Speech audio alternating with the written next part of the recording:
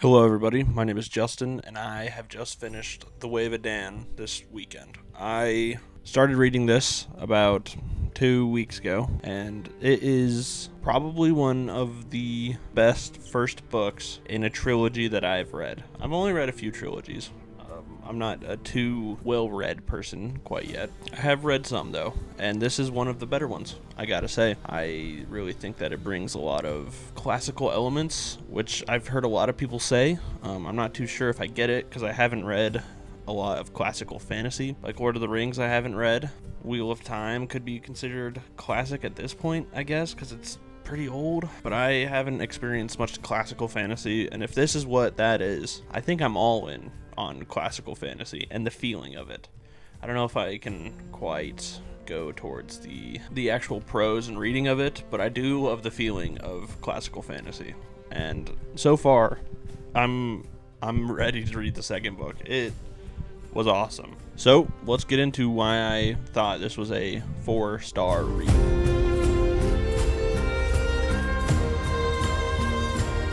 So let's start off with some gripes here first. I've only have a couple of them, maybe or just one. My main gripe was that the pacing wasn't quick. It's not like Mistborn Book 1. It's not like Words of Radiance. I know those are both Brandon Sanderson. What other books do I have that are quickly paced? It's not like Dungeon Crawler Carl. It has more of a, I'd say like a roller coaster, but one that ends on the up. So it starts up here, goes down, and then it ends up back here. It doesn't go down much. It goes down and then back up. And it really slows down a little bit in the middle there, but I feel like the slowdown was almost necessary to include the world building that he included with this book.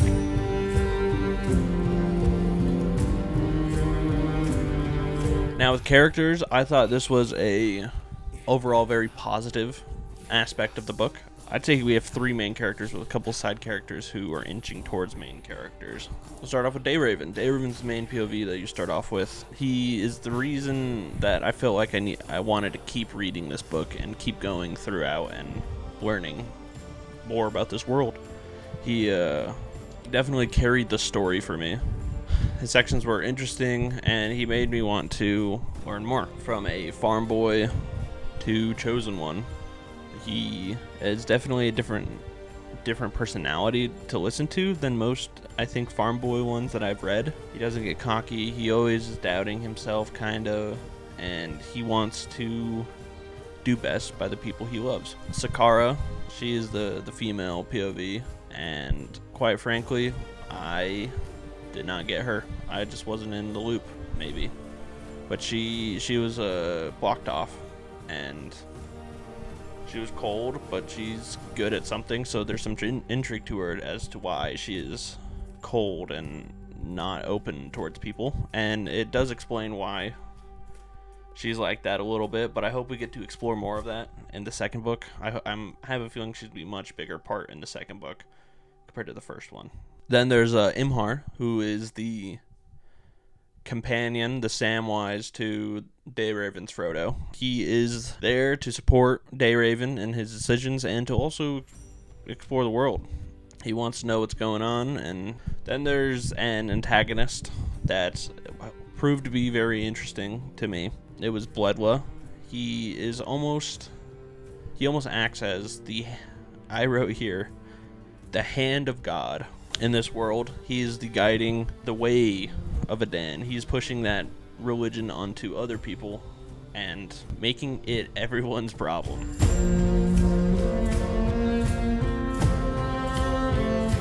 I'd say the world building was fantastic in this book. I think the world felt alive, which is very important to do in a book and kind of hard to do as well. There's a lot of lore and a lot of past history that gets explained in this and makes it feel like the world's been around for quite a while. A big part of the world building is the Way, which is the main religion that shows up in this book. The Way is this religion in this world that it's very interesting to see its inner workings. I'm not quite sure what the actual religion is, but I know a lot of how the innards work of it and how it may not be as pure as it seems on the outside, which I think is a good similarity to what we live in now in present times. From the outside, these religions look good and like they have good motivations, but we're not quite sure what goes on the insides of the churches. You follow some interesting point of views where you see some of the higher ups in this religion, the priests, and how their motivations may be different from the main priest blood was. And it really is an interesting dynamic, and I thought it was very unique in seeing this side of the religion.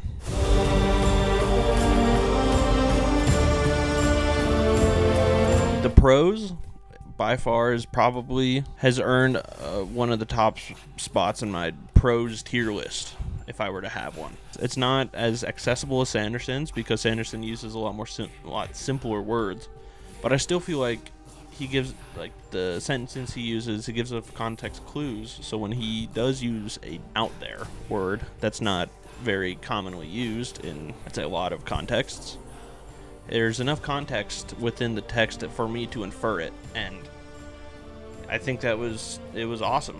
I really liked it. I loved reading it. I thought it was very enjoyable. The prose is also he does have a few action scenes, and I think they are written very well. I think the feeling of what happens gets put across the page very well. The pacing of those actual fight scenes, it's not a John Gwynne sort of pacing where everything is quick and it happens, but it is relatively quick, and it does make a lot of sense as to what the characters are doing compared to what's happening on the page. I think it's very thought out, and I really appreciate it.